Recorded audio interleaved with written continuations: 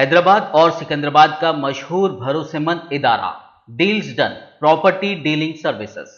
Fatima Shirazi homemade product इस्तेमाल करने से 1 मंथ में 10 kg तक आप अपना वजन कम कर सकते हैं। सबसे कम दाम में वेट लॉस का तरीका हमारे यहाँ मौजूद है, वो भी no side effect, no diet, no exercise के साथ। आज ही कांटेक्ट करें फातिमा शिराजी होममेड प्रोडक्ट से और अपने आप को खूबसूरत बनाएं। Fatima Shirazi homemade product, golden heads colony, pillar number 213, Rajendra Nagar, Hyderabad 8142877400। अब तक के जो उत्तर प्रदेश के चुनाव के जो नतीजे आए, उससे ये बात जाहिर हो गई कि उत्तर प्रदेश की जनता ने दोबारा बीजेपी को सत्ता देने का फ़ैसला लिया है। ये जो फ़ैसला लिया गया, हम इसकी इज़्ज़त करते हैं।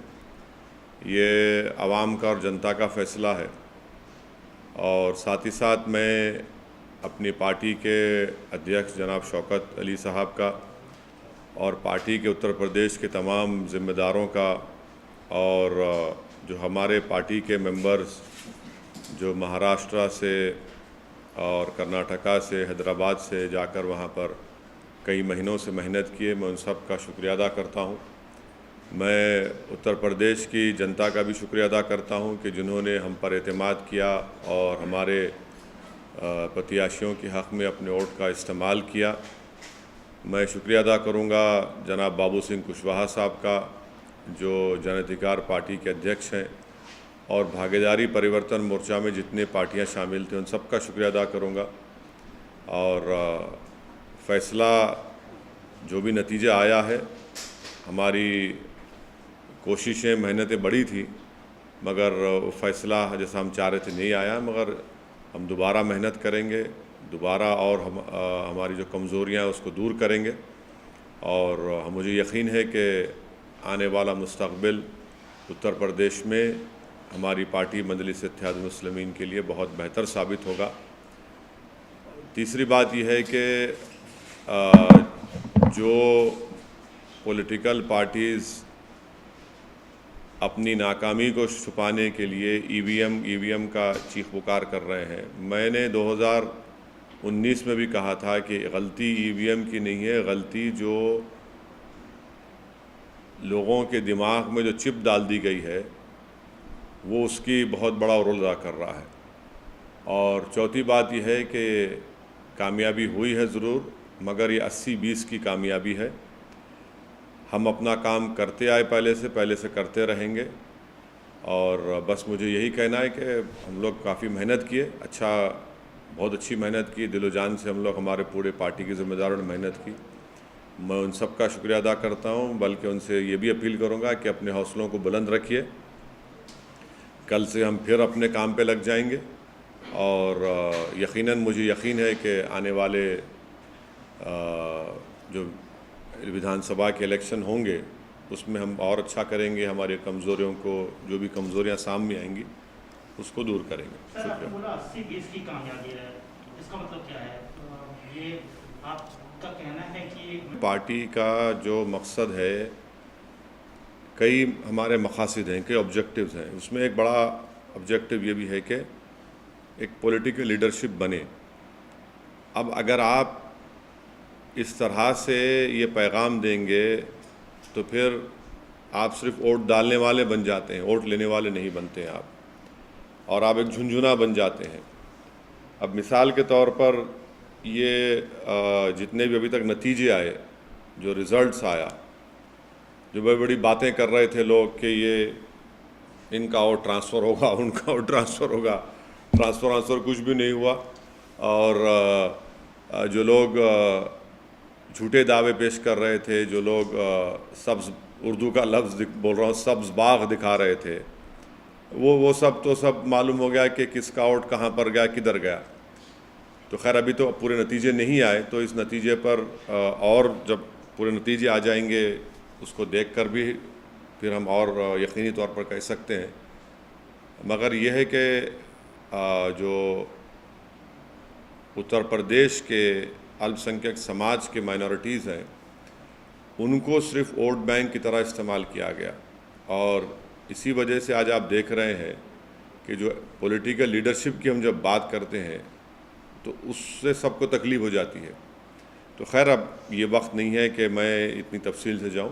जो फ़ैसला आया हम उसकी इज़्ज़त करते हैं और हम अपना काम जारी रखे हैं और जारी रखेंगे और पहले से ज़्यादा हम मेहनत करेंगे और जो हमारी लड़ाई है जमहूरियत के दायरे में उसको लड़ते रहेंगे। सर उस पर क्या कहेंगे जो आपको आप पे पहले भी आरोप लगते रहे हैं कि आप, अगर मैं उन लोगों के नाम ले लूं जो बाजा बजा रहे थे कि ये लड़ाई, ये वो लड़ाई है, आखिरी लड़ाई है, फलां लड़ाई है, और जो जाकर हर समाज के लोगों कह रहे थे कि ये आखिरी लड़ाई है, अब उनके बारे में क्या बोलेंगे आप?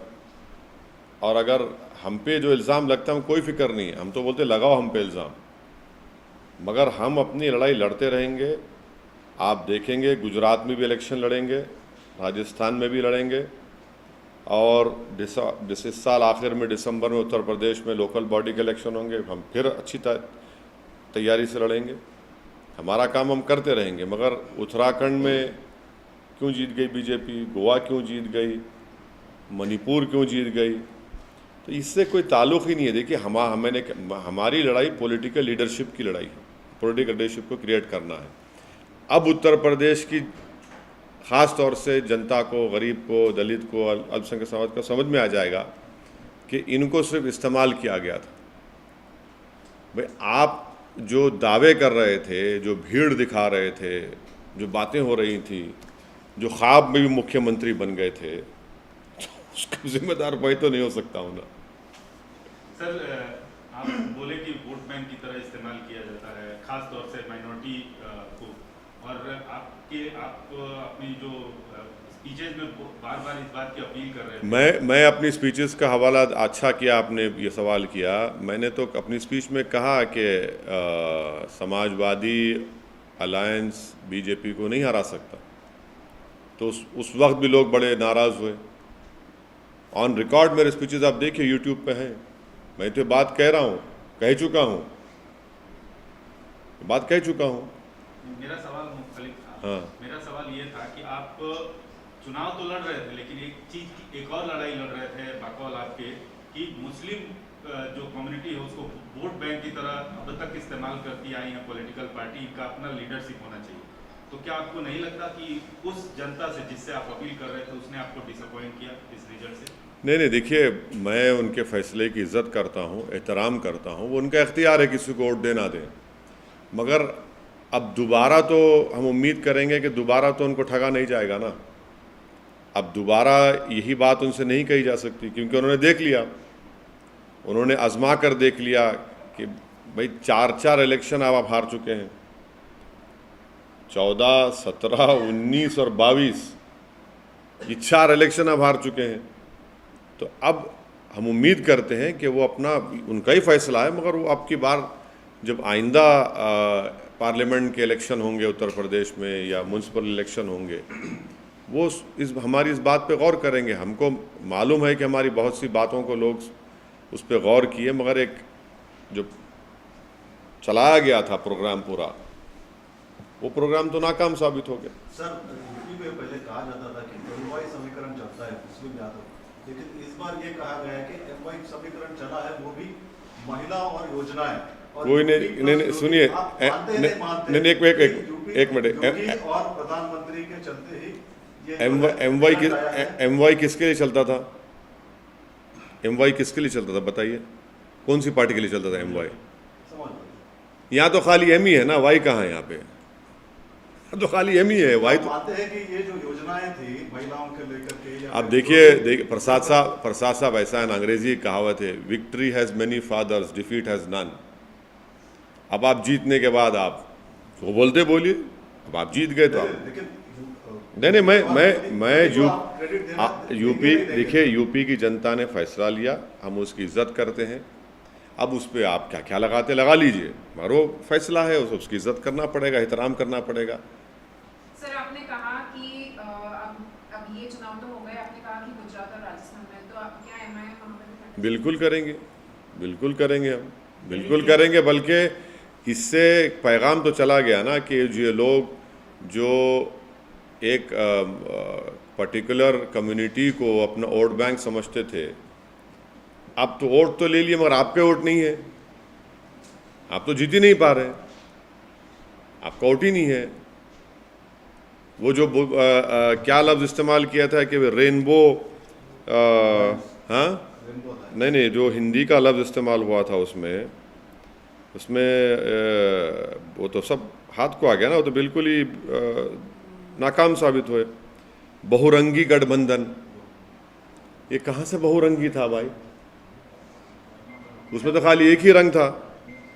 रेनबो कोलिशन कहा आपने कि ये कम्युनिटी का वोट, वो कम्युनिटी का वोट, ये ट्रांसफ़र हो गया, वो हो गया।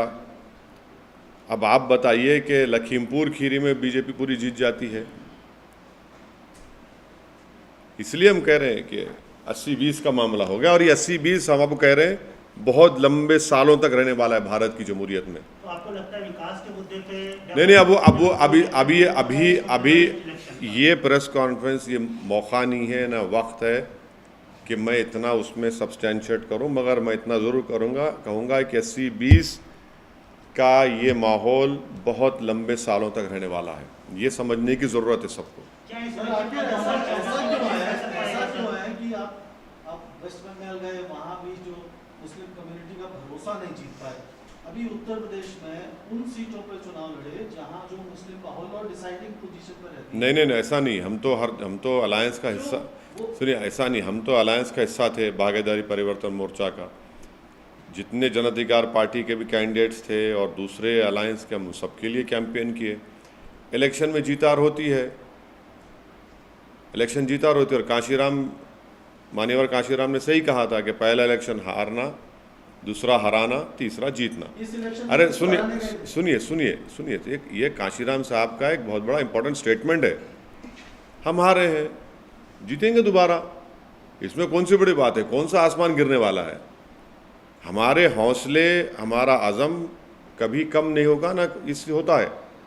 ठीक है, हम जो चाह रहे थे उसके बरक्स नतीजा आया, कोई बात नहीं है, मगर हमारे हौसले, हमारे स्पिरिट आज भी हाई हैं, कल भी हाई रहेंगे, हम लगे रहेंगे। आपने कांशीराम का इसी से जुड़ा हुआ समझिए वो नहीं, मतलब आखिर क्या कारण वो आप पाते हैं कि जो मुस्लिम कम्युनिटी है उसका भरोसा नहीं जीत पा रहे हैं?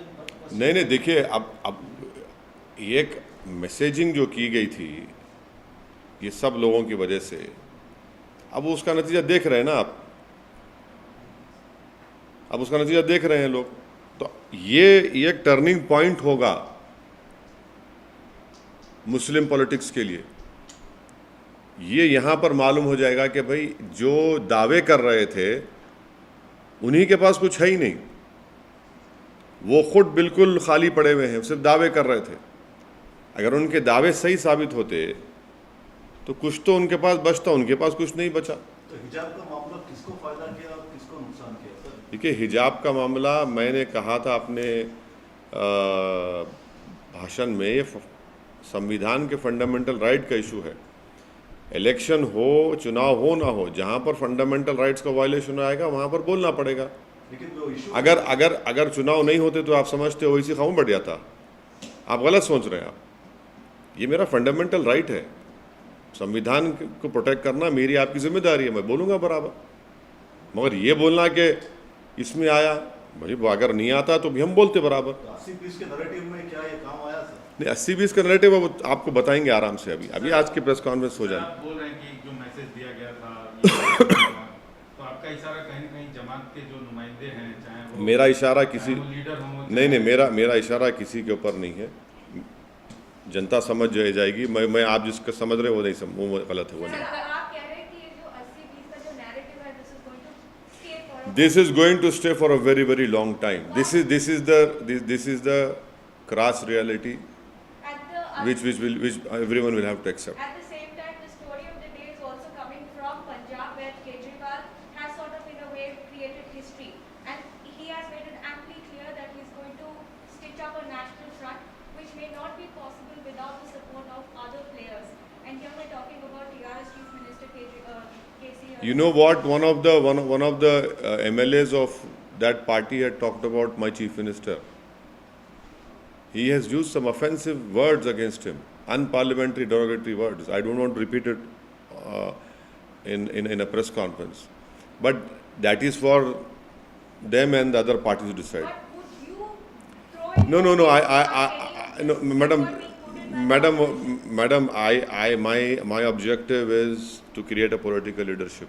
That I'll try to do my best, and it will be created. But any concerted effort? We'll see. This is it is too early. It is too early to talk about it. Sir कई लोगों ने EVM पे सवाल उठाए, आप उस पे क्या कहना चाहेंगे? मैं तो 2019 में आपको प्रेस कॉन्फ्रेंस में बोला था कि ईवीएम गलत है, ईवीएम में कुछ नहीं है, दिमाग में चिप डाल दी गई है 80-20 की, अब वो चल रहा है। ईवीएम गलती ईवीएम की नहीं है, बुलडोजर का कितना असर पड़ा सर? कुछ भी नहीं है। गलती जो है ईवीएम की नहीं है, गलती जो दिमागों में डाल दिया गया है उसी के ऊपर मामला चल रहा है पूरा।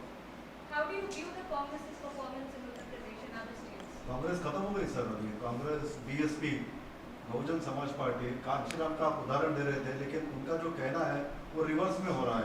नहीं, मैं इस बात को नहीं मानता, और बड़ा हमारे लोकतंत्र के लिए बड़ा अफसोसनाक दिन होगा अगर बीएसपी ख़त्म हो जाएगी, तो बड़ा अफसोसनाक दिन होगा। और मुझे यकीन है कि बीएसपी ख़त्म नहीं होगी। हमारे लोकतंत्र के लिए, जमहूरियत के लिए वो पार्टी का रहना बहुत ज़रूरी है।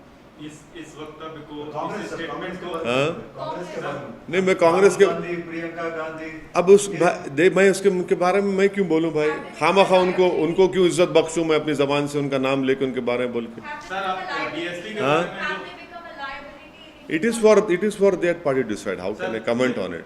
I cannot comment on one political party's internal strife or differences. It is not my job to comment on it. It is for that party to decide what they need to do for themselves. Sir BSP के बारे में जो अभी आपको नहीं, देखिए इसको देखिए, सवाल पूछ लेंगे। नहीं सुनिए, मैं समझ गया आप कहाँ से आ रहे हैं।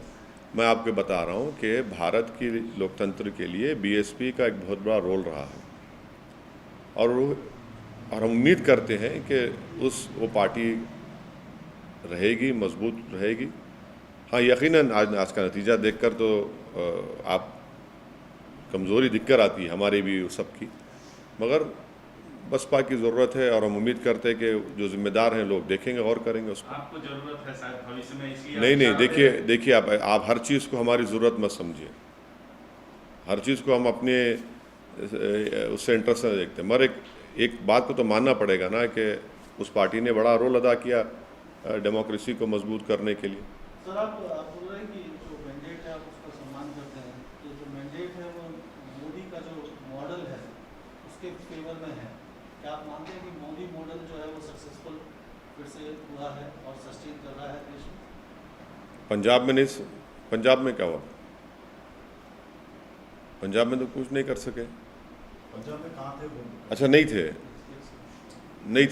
कभी पावर में नहीं थे ना। अच्छा। सर, पावर में। अच्छा, मैं समझा कि शिरोमणि अकाली साथ थी ना बीजेपी की। लेकिन बाकी 4 राज्यों में तो सर असर देखिए। अब भैया अंग्रेजी कहावत है, victory has many fathers, defeat has none. Sir आप 85 रैलीज करें, 2 महीने तक हैदराबाद में नहीं आए। नहीं आया, बीच में आया। लेकिन तो क्या एक पर्सनल लेवल पे लगता है सर, बिकॉज मेहनत करके कभी कभी फल नहीं मिलता है? अरे आप लोग मेरी पार्टी की हिस्ट्री जानते ना मेरी हिस्ट्री जानते। मैं एक सिंगल एमएलए था मेरी पार्टी का, फिर हम लोग बड़े, एक ही एमएलए था मैं, हम लोग एमपी का इलेक्शन, 2 एमपी इलेक्शन थे 96-98 का। तो क्या कमियां रह गई? क्या अरे रही होगी भाई, कुछ ना कुछ होगा, हम उस पर देखेंगे, मगर मेहनत के एतबार से हमारा उत्तर प्रदेश का यूनिट, शौकत अली और जितने हमारे जिम्मेदार हैं बहुत मेहनत की, तो यकीनन कहीं ना कहीं कमज़ोरी होंगी, देखेंगे उसको, मगर इससे हमको कोई मायूसी नहीं है। Sir, do you still feel that Muslims in other parts of the country see you as an outsider? See, that is not, they don't see me as an outsider. They see me as a person who is fighting to create a political leadership and to ensure that everyone gets their hissedari or their share in Indian democracy. These are part and parcel of our life. Ups and downs are part and parcel of our life. And to me, for me, tomorrow is the next day, is the next challenge. I'll take it up. I'll go ahead. What are your big takeaways? Big takeaway is that the amount of love and affection I have received once again from the people of Uttar Pradesh. I'm thankful to them, irrespective of caste and religion. Wherever I have went, the affection and love which has been shown to me, showered on me, that I will treasure it for the rest of my life. Casting of vote is a personal decision. That we have to respect them. Delhi municipal corporation के चुनाव NCP के हाँ, लड़ेंगे, बिल्कुल लड़ेंगे, पूरी तैयारी कर रहे हैं हमारे कलीम हफीज साहब, लड़ेंगे, चुनाव लड़ेंगे। सर, आप पूरे देश में बीजेपी के खिलाफ लड़ रहे थे। आम आदमी पार्टी ने जो परफॉर्मेंस किया है, केजरीवाल को बधाई देना चाहेंगे? नहीं, पंजाब की जनता ने फैसला लिया है, वो भी एक वर्डिक्ट है, उसका सबको एहतराम करना चाहिए। हम उम्मीद करते हैं कि पंजाब और मजबूत हो। हम उम्मीद करते हैं कि पंजाब एक हमारा बॉर्डरिंग स्टेट है, वो एक आम प्रदेश की तरह नहीं है, उसके अलग चैलेंजेस हैं। और जब जनता ने फैसला दिया है तो उसको एक्सेप्ट करना पड़ेगा। आप बधाई देंगे केजरीवाल? नहीं, मैं तो पंजाब की जनता ने जो फैसला लिया उसका एहतराम करता हूँ, उसका एहतराम करना चाहिए, क्योंकि उन्होंने वो डिसाइड किया कि एक मैसिव मैंडेट उन्होंने किसी के पार्टी के हक में दिया, तो हम उसका एहतराम करते हैं। सर, इससे थोड़ा सा ये इस इलेक्शन के जो रिजल्ट्स आए हैं, इसका जो संभावित फेडरल फ्रंट और something minus BJP minus Congress का एक अरे मेरे से क्यों पूछ रहे? नहीं, ऐसे अरे देखिए, पॉलिटिशियन है, मुझसे मत पूछिए, मुझे नहीं मालूम। मैं तो मोस्ट अनटचेबल आदमी हूँ ना पॉलिटिकली, तो मुझसे क्यों पूछ रहे आप? मैं क्या बताऊंगा इस बारे में? और कुछ? सर, एक सवाल है। जरूर। राष्ट्रपति चुनाव को लेकर अभी से माहौल बन रहा है, अपने सीएम साहब भी उसके लिए एक तरह से मेहनत कर रहे हैं। अगर कोई बीजेपी के खिलाफ सारी पार्टियां मिलकर अगर कैंडिडेट देखिए, मुझे आपसे मालूम हो रहा है कि हमारे मुख्यमंत्री इस तरह का प्रयास कर रहे हैं, मुझे नहीं मालूम। मैं जिस दिन हमारे मुख्यमंत्री से मिल लूँगा, मुझे टाइम देंगे मिलने का, तो मैं उनसे पूछ लूँगा। मगर जब वो टाइम देंगे, मेरी जब मुलाकात होगी मोहतरम वज़ीर आला तेलंगाना से, तो मैं उन मोहतरम से पूछ लूँगा। अभी तो मेरी बहुत अरसे दराज से मेरी उनसे मुलाकात ही नहीं हो पाई, वो बहुत मसरूफ़ हैं। तो जब उनकी गुनागो मसरूफियत में वो थोड़ा वक्त दे देंगे, तो यकीनन आपका सवाल उनसे पूछ लूँगा, और जवाब जब आएगा तो आपको बता देंगे। मुस्तकबिल में संभव है कि अखिलेश से आप हाथ मिलाएं? देखिए, मुस्तकबिल में क्या होगा मुझे नहीं मालूम, मगर हम ये कह रहे हैं कि अब आज के इस फैसले के बाद तो हमारी जितनी बातें हम कह रहे थे वो सब सच साबित हो गई, वो सच साबित हो गई। अब ये देखना है कि वो अपनी विधानसभा की सीट पर रहते हैं या फिर वो आजमगढ़ की अपनी पार्लियामेंट सीट छोड़ते हैं। हम तो पार्लियामेंट का इलेक्शन भी लड़ेंगे उत्तर प्रदेश में। सर, आपने एक बात कही कि सिर्फ एम रह गया, वाई नहीं, वाई कहाँ चला गया? नहीं, प्रसाद साहब ने MY की बात की थी, सिर्फ एम, तो हम तो बोले, हम ये कह रहे हैं खाली M ही रह गया है, वाई नहीं मिला। वाई तो मैदान जंग से गायब हो गया। मोहब्बत में हम ही खड़े हो गए, और जो हमको मैदान में लाए, जंग के मैदान में छोड़ के भाग गए हमको। समाजवादी आप पार्टी के डायरेक्टली ये कहना चाहते हैं कि नहीं, समाजवादी पार्टी को यादवों ने सपोर्ट नहीं, किया? अब देखिए, डेटा आएगा, मालूम हो जाएगा, आप डेटा आएगा। मगर हम तो यही कह रहे हैं ना भाई, सीधा नहीं, ये जो लफ्ज़ इस्तेमाल किया आपने, वो क्या था कोalition, वो बहुरंगी गठबंधन, एक ही रंग नजर आ रहा था इसमें। तो अभी तक तो रिजल्ट जितनी आए हैं एक ही नहीं, देखिए, अभी इसको आप एक रंग वंग मत दीजिए, रंग नजर तो एक ही आ रहा था। सर, स्टेट बीजेपी का कहना है कि यहाँ पे आने वाले इलेक्शन के अंदर बुलडोजर चलाएंगे, क्या उसको? हाँ, स्टेट बीजेपी लीडरों का कहना है कि यहाँ पे आने वाले इलेक्शन में बुलडोजर। देखिए, चंद्रशेखर राव जो है एक ज़िद्दी किस्म का आदमी है, ये बातें नहीं करना यहाँ पे। समझे ना। अब यहाँ पे क्या चलाएंगे, कैसा चलाएंगे वो मालूम हो जाता, मगर अब वो आप जीत गए उत्तर प्रदेश, सही है। बल्दिया के इलेक्शन में आए थे ना, सब आए थे, लेकिन परफॉर्म भी तो किया सर। हाँ परफॉर्म किए, फिर उसके बाद क्या, अरे तो छोड़िए ना, वो तो कांग्रेस, जहाँ कांग्रेस का वैक्यूम पैदा होता है इन्हों फिल कर लेते। इसका मतलब बीजेपी के पास चांस भाई जहाँ हमारे जितने नंबर से हम रिपीट किए, अंडर एस्टिमेट मत करो आप चंद्रशेखर राव को। और अच्छी बात यह है कि चंद्रशेखर राव अब जो एक्टिव हो गए ना, वो बड़ा चेंज है उनमें, और उम्मीद करते हैं कि वज़ीर आला ऐसी एक्टिव रहेंगे, वैसी एक्टिव रहेंगे अब आइंदा असेंबली के चुनाव तक।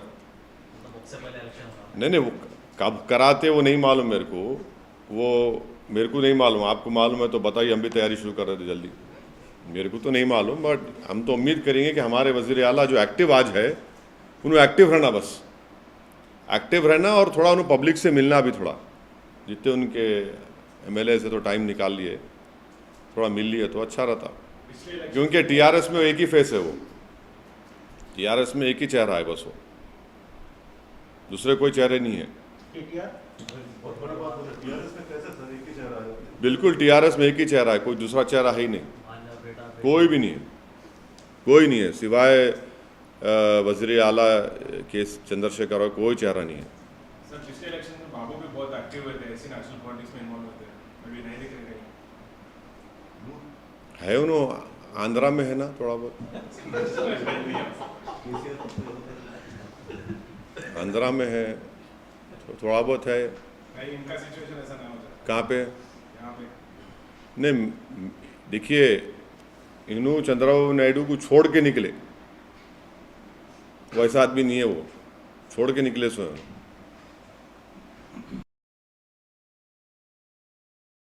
Deals Done Property and Construction Dealing Services. Experience the difference. Custom remodeling and renovation. Complete kitchen remodeling. Complete bathroom remodeling. Basement finishing and remodeling. Interior and exterior painting. Electrical installation and repair. Plumbing installation and repair. Address: Kings Colony, Shastripuram, Hyderabad. Contact 984-936-3888 and 868-678-1110.